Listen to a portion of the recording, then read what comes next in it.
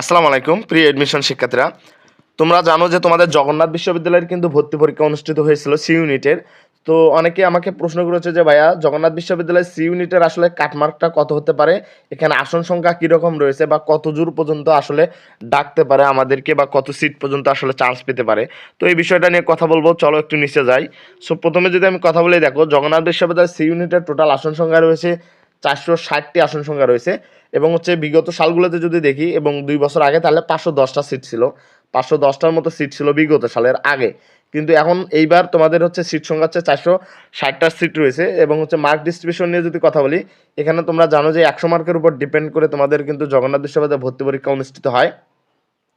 So এই 100-র মধ্যে তুমি জানো যে তোমার এমসিকিউ 72 মার্ক, এবং তোমার রেজাল্ট জিপিএ কে এসএসসি এবং এইচএসসি কে তোমাকে 28 মার্ক এখান থেকে গ্রহণ করা হবে। অর্থাৎ প্রতিটা তোমার এই 72 মার্কের মধ্যে প্রতিটা প্রশ্নের মান থাকবে 0.75 করে।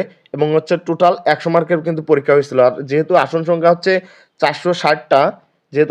460টা, সো তোমরা ধরে নাও এবছর জগন্নাথ বিশ্ববিদ্যালয়ের তোমাদের 1000 প্লাস, মিনিমাম 1000 প্লাস চান্স শিক্ষার্থীর সিরিয়াল পর্যন্ত যাবে। কেন যাবে এই বিষয়টা যদি ক্লিয়ার করি, কারণ তোমরা জানো এখনও কিন্তু তোমাদের ডিইউ, আরইউ, তারপর বুয়েট, রুয়েট, চুয়েট, সাস্ট, জগন্নাথ বিশ্ববিদ্যালয়, জাহাঙ্গীরনগর বিশ্ববিদ্যালয় ছিল প্রত্যেকটা ইউনিভার্সিটিতে, কুমিল্লা, খুলনা, বেগম রোকেয়া, জিএসটি সহ অনেক ইউনিভার্সিটির ভর্তি পরীক্ষা হয়ে গেছে। আবার কিন্তু অনেক ইউনিভার্সিটির ভর্তি পরীক্ষা এখনও বাকি আছে। তার মানে ম্যাক্সিমাম শিক্ষার্থী তাদের নিজের বাসার কাছে যে বিশ্ববিদ্যালয়গুলো আছে সেগুলোতে ভর্তি হবে, কিংবা তার পছন্দের যে ইউনিভার্সিটি সেখানে কিন্তু ভর্তি হবে। সো এই যে 400 সিট রয়েছে, 460টা, সো তোমরা ধরে রাখো এটা 100% 1000 প্লাস আপ হবে।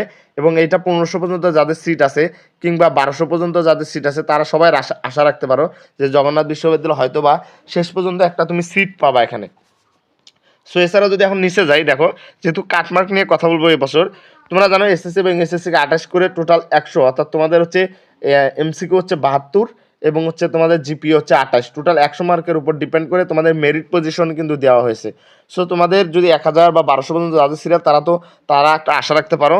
এবং কাটমার্ক নিয়ে যদি কথা বলি, তাহলে তোমরা ধরে নাও এবছর উইদাউট জিপিএ, সো তোমরা হোপ রাখতে পারো যে এই বছর উইদাউট 72-এর মধ্যে যারা 40 প্লাস পেয়েছো, 72-এর মধ্যে যারা 40 প্লাস পেয়েছো এবং টোটাল জিপিএ সহ, আবার অনেকে জিজ্ঞেস করে যে ভাইয়া জিপিএ সহ তাহলে কত, যারা জিপিএ সহ ধরে রাখতে পারো যে 60 প্লাস, তোমরা ধরে নাও জিপিএ সহ কত প্লাস, 60 প্লাস যদি তুমি আসলে না পেয়ে থাকো তাহলে আশা রাখতে পারো।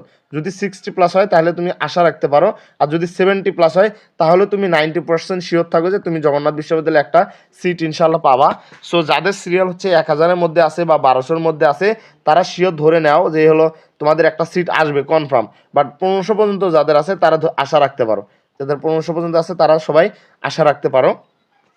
এছাড়াও যদি এখন একটু নিচে যাই, দেখো তোমরা কে কত পেয়েছো এই বিষয়টা আসলে তোমরা নিজেরাই ভর্তি পরীক্ষা যেহেতু দিয়েছো, তো তোমরা কে কত পেয়েছো এই বিষয়টা কমেন্টে জানাও। আসলে আমি বলে দিব যে তোমার এই মার্ক নিয়ে তোমাকে আসলে তোমার সিরিয়ালটা কতর মধ্যে আসতে পারে, কিংবা কার কত পজিশন হয়েছে, অর্থাৎ পজিশনটা একটু জানাও যে কার কত পজিশন হয়েছে, কিংবা কত পজিশন হয়েছে জানাও। আমি বলে দিব যে তোমাকে ডাকবে কিনা, কিংবা কার তোমার তোমার জিপিএ সহকারে তোমার মার্ক কত দাগাইছো কিংবা কত পেয়েছো বা সিরিয়াল কত রয়েছে একটু কমেন্ট করে জানাও। আমি বলে দিব তোমাদেরকে আসলে জগন্নাথ বিষয় তোমাদেরকে ডাকবে কিনা।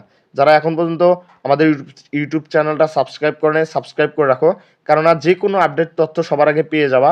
আমরা সবার আগে আপডেট দিয়ে থাকি আমার এই পেজে বা ইউটিউবে। সো যে কোনো আপডেট তথ্য সবার আগে পাওয়ার জন্য আমার ইউটিউব চ্যানেলটা সাবস্ক্রাইব করে রাখো।